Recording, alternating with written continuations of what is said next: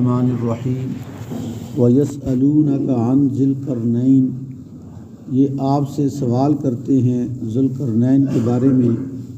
قُلْ سَأَتْلُو عَلَيْكُمْ مِنْهُ ذِکْرًا، آپ کہہ دیجئے کہ میں جلد ہی تمہیں اس کا واقعہ سناؤں گا۔ اِنَّا مَكَّنَّا لَهُ فِي الْأَرْضِ، ہم نے اسے زمین کے اوپر قبضہ دیا تھا۔ وَآتَيْنَاهُ مِنْ كُلِّ شَيْءٍ سَبَبًا، اور ہم نے اسے ہر طرح کا ضرورت کا ساز و سامان دے رکھا تھا۔ فَأَتْبَعَ سَبَبًا، تو وہ ضروری سامان لے کے سفر کے لیے نکل گیا۔ حَتَّى إِذَا بَلَغَ مَغْرِبَ الشَّمْسِ، یہاں تک کہ وہ سورج کے غروب ہونے کی جگہ پہ پہنچا۔ وَجَدَهَا تَغْرُبُ فِي عَيْنٍ حَمِئَةٍ، اس نے دیکھا کہ سورج ایک گہرے چشمے کے اندر، کالے چشمے کے اندر غروب ہو رہا ہے۔ وَوَجَدَ عِندَهَا قَوْمًا، اور وہاں ایک قوم کو پایا۔ قُلْنَا يَا ذَا الْقَرْنَيْنِ، تو ہم نے کہا اے ذی القرنین، اِمَّا أَن تُعَذِّبَ، تجھے اختیار ہے کہ تو ان کو عذاب دے، وَإِمَّا أَن تَتَّخِذَ فِيهِمْ حُسْنًا، یا ان کے ساتھ حسن سلوک کر۔ قَالَ أَمَّا مَنْ ظَلَمَ، تو ذی القرنین نے کہا جو کوئی ان میں سے ظالم ہوا، فَسَوْفَ نُعَذِّبُهُ، تو اسے میں سزا دوں گا۔ ثُمَّ يُرَدُّ إِلَىٰ رَبِّهِ،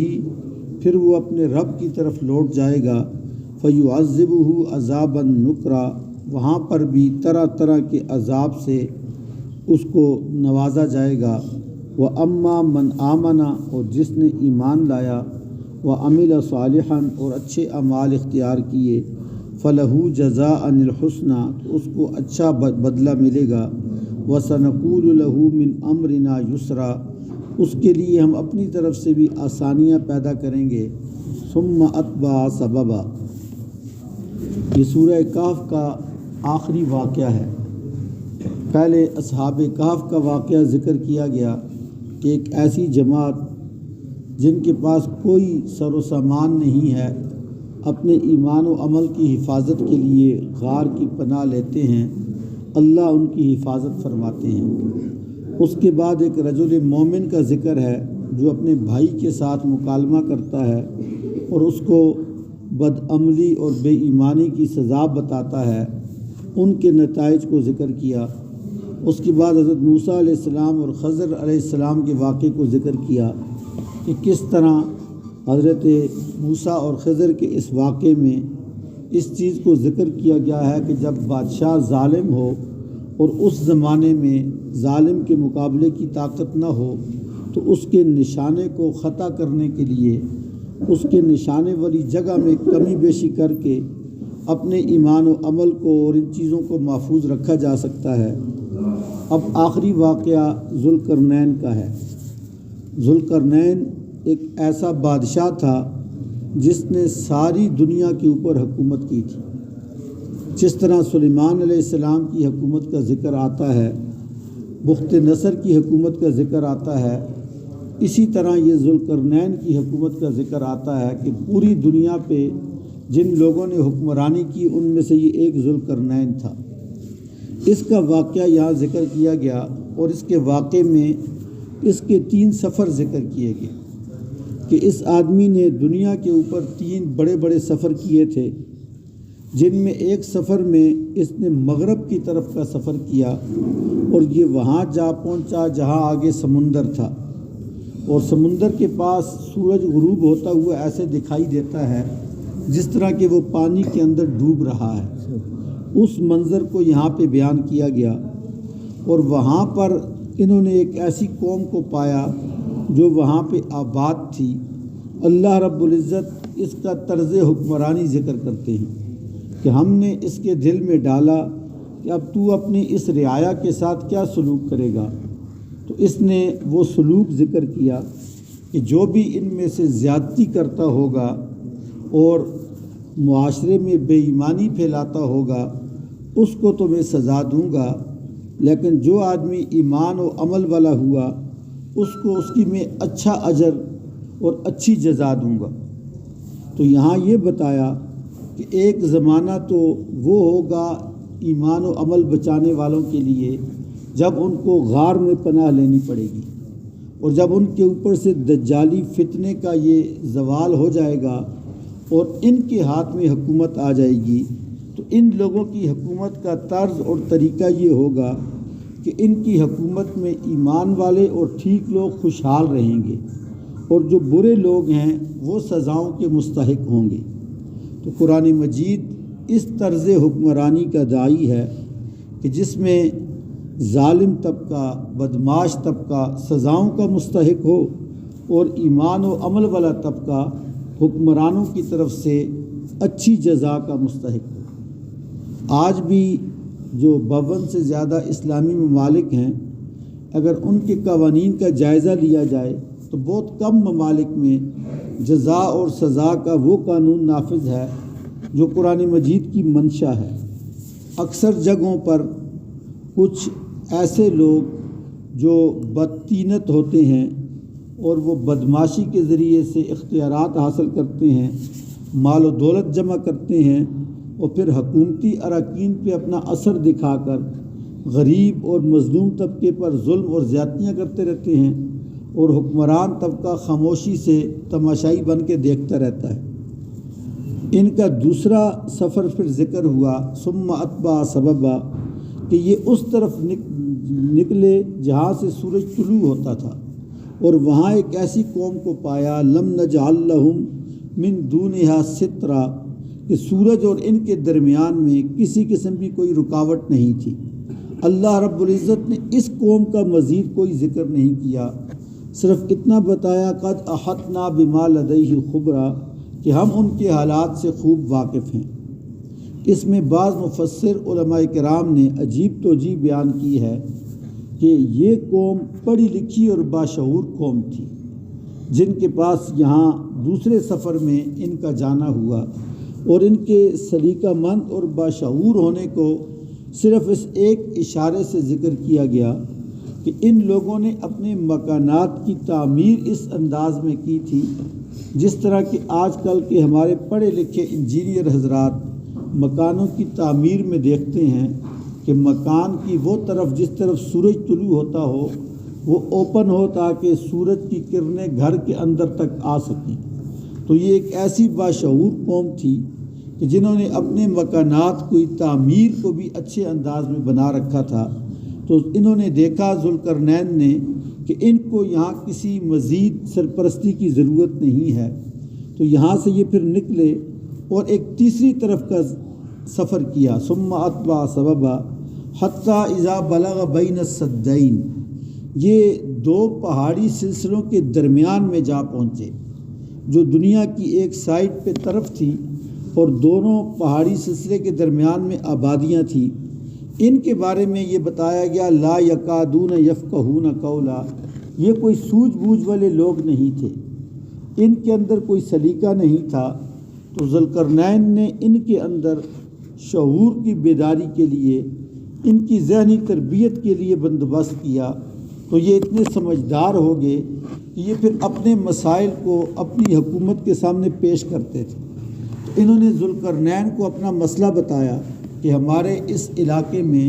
پہاڑوں کے پیچھے ایک قوم آباد ہے جنہیں یاجوج ماجوج کہا جاتا ہے، وہ ہمارے علاقوں میں آ کر چوری چکاری کرتے ہیں، ظلم اور تعدی سے کام لیتے ہیں۔ اگر ایسے کر لیا جائے کہ ان کے اور ہمارے درمیان میں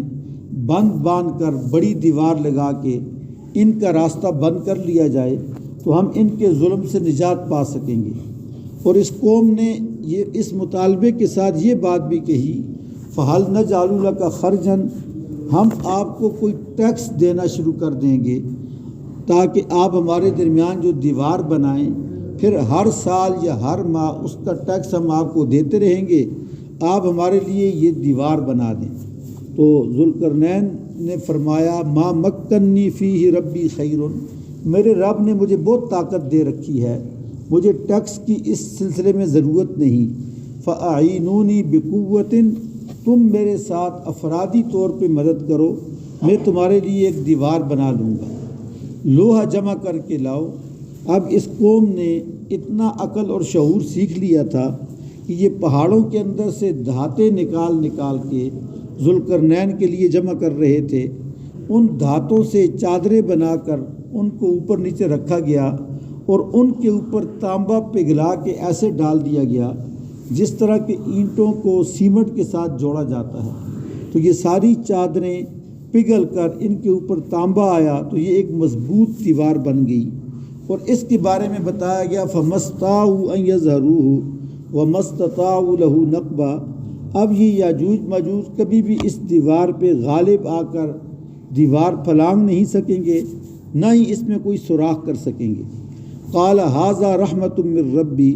پھر ذوالقرنین نے کہا یہ سب میرے رب کی رحمت ہے، جب بھی میرے رب کا وعدہ پورا ہوگا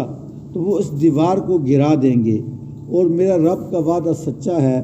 وَتَرَكْنَا بَعْضَهُمْ يَوْمَئِذٍ يَمُوجُ فِي بَعْضٍ، اور یہ یاجوج ماجوج اب اس دیوار کے پیچھے آپس میں ہی لڑائیوں میں مصروف ہیں۔ وَنُفِخَ فِي الصُّورِ فَجَمَعْنَاهُمْ جَمْعًا، اللہ فرماتے ہیں ہم جب چاہیں گے ان کو پھر اکٹھا کر لیں گے۔ وَعَرَضْنَا جَهَنَّمَ يَوْمَئِذٍ لِّلْكَافِرِينَ عَرْضًا، اور جو بھی اللہ کی ہدایات کے منکر ہیں ان کے سامنے ہم جہنم کو لے آئیں گے۔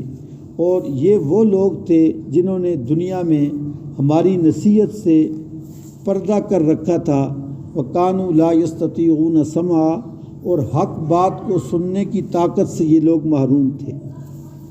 تو ذوالقرنین کی حکومت کے ان تینوں سفروں کو قرآن مجید میں ذکر کیا گیا، جس میں ایک علاقے کے لوگوں کی انہوں نے ذہنی تربیت کی، دوسرے علاقے کے لوگوں کو شعور سے اور واقف کروایا، اور پھر ان لوگوں کو ایک بہت بڑے فتنے سے نجات دلوائی۔ مفسرین کرام میں اس میں بہت تفصیلات ذکر کی ہیں کہ یہ ذوالقرنین کون تھا۔ بعضوں نے سکندر رومی کو ثابت کرنے کی کوشش کی کہ شاید وہ تھا، حالانکہ یہاں جو ذوالقرنین کی صفات بیان کی گئی ہیں، سکندر رومی کی زندگی میں اس طرح کی صفات تاریخ نے لکھی نہیں ہیں۔ اب اللہ بہتر جانتا ہے، اللہ نے یہاں اس شخصیت کو متعین کر کے تعارف نہیں کروایا کہ یہ کون آدمی تھا۔ جو آدمی بھی تھا اس نے بہت بڑی حکومت کی، اور پھر اس کی حکومت کے طرز کو قرآن مجید نے ذکر کیا کہ حکمرانی کے طرز میں اس کے اندر یہ صفات تھیں کہ یہ اپنی قوم کا خیال رکھتا تھا۔